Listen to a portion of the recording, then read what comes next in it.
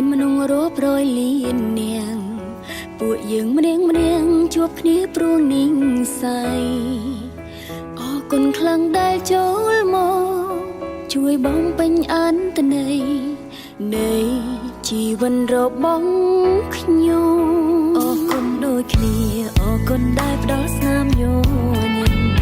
ផ្ដល់ក្តីសង្ឃឹមក្តីស្រឡាញ់ដល់ខ្ញុំហើយក៏អរគុណដែលតែងតែ